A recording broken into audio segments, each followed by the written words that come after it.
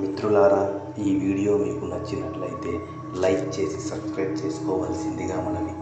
మీరు ఇచ్చే ఈ ప్రోత్సాహం నాకు ఇలాంటి ఎన్నో అద్భుతమైన వీడియోలు చేసేందుకు ఉపయోగపడుతుంది. ఇక కథలోకి వెళ్దాం. అనూష, రవి, కార్తీక్, సుమన్ వీరు మంచి మిత్రులు. వీరికి కొత్త ప్రదేశాలను సందర్శించడం, అద్భుతమైన అనుభవాలను అనుభవించడం అంటే చాలా ఇష్టం. ఒకరోజు వీరికి ఇంటర్నెట్లో ఒక వీడియో కనిపించింది. ఆ వీడియోలో ఒక భయంకరమైన ఊరికి సంబంధించిన కథ ఉంది. అది దూరంగా ఒక అడవిలో ఉంది. ఆ ఊరిలోని ఒక పాత ఇంట్లో దెయ్యం ఉందని, అక్కడికి వెళ్ళిన వారు తిరిగి రాలేదని ఆ కథ చెబుతోంది. కానీ ఈ కథ వీరిని భయపెట్టడం బదులు ఆసక్తిని కలిగించింది. ఏమంటారు, ఆ ఊరికి వెళ్ళి ఆ ఇంట్లో ఒక రాత్రి గడుపుదాం అని సుమన్ ఉత్సాహంగా అడిగాడు. అందరూ మొదట భయపడ్డారు, కానీ చివరికి నలుగురు ఒక సాహసయాత్రకు సిద్ధమయ్యారు. అలా వాళ్ళు కారులో బయలుదేరి ఆ ఊరి వైపు వెళ్ళారు. ఆ ఊరికి చేరడానికి దాదాపు 22 గంటలు పట్టింది. చుట్టూ ఎటు చూసినా అడవే కనిపిస్తుంది.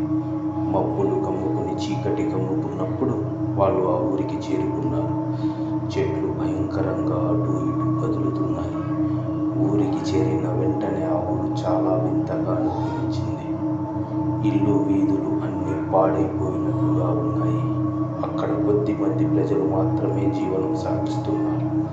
వారు పగలు అడవికి వెళ్ళి సాయంత్రం తిరిగి వస్తారు. వారిలో కొంతమంది వ్యవసాయం చేస్తున్నారు. ఊరికి చాలా దూరంలో ఒక అడవి ఉంది. ఆ అడవిలో ఉన్న పాత ఇల్లు దాదాపు ధ్వంసమై చీకటితో నిండిపోయింది. ఈ ఇల్లు చూడగానే అందరికీ ఒక వింత అనుభూతి కలిగింది. అనూష, ఇది చాలా భయంకరంగా ఉంది. మనం ఇక్కడ రాత్రంతా ఉండటమేనా అని అడిగింది. అవును, మనం నిర్ణయించుకున్నాం కాబట్టి వెనక్కి వెళ్ళడం లేదు అని రవి ధైర్యంగా చెప్పాడు. వాళ్ళు ఆ పాత ఇంట్లోకి అడుగుపెట్టారు. ఇల్లు పూర్తిగా చీకటితో నిండిపోయింది. గాలిలో ఒక విపరీతమైన సన్నగా వినిపించింది. గోడలు పగుళ్లతో నిండిపోయి ఇల్లు అంతా భయంకరంగా ఉంది. వాళ్ళు నలుగురు రూమ్లోకి వెళ్ళి పరిసరాలను పరిశీలించారు. ఇంతలో అనూషకి ఏదో అపరిచితమైన గాలి తగిలింది.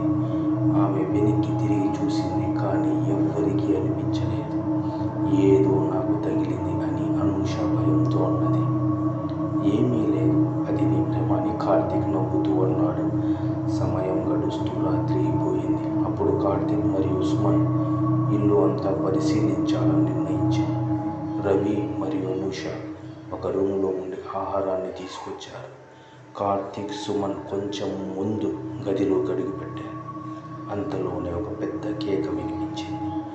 రవి, అనూష ఉలిక్కి పడుతూ వెంటనే అటూ ఇటూ పరుగులు తీశారు.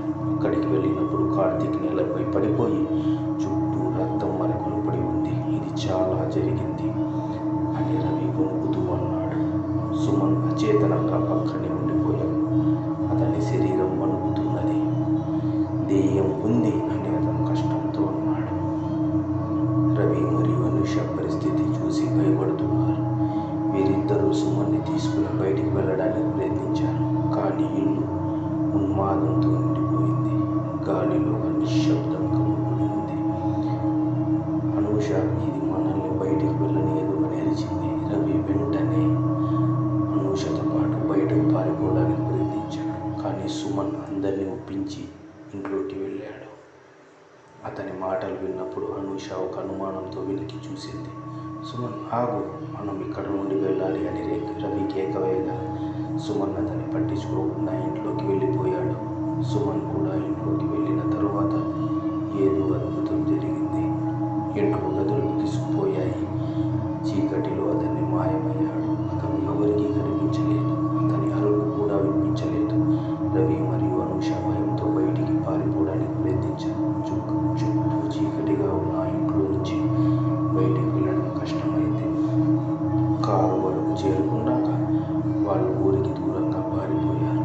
వారు ఇంటికి చేరుకున్నాక ఆ ఊరికి వెళ్ళడం జీవితంలో చేసిన పెద్ద తప్పు అని గ్రహించారు.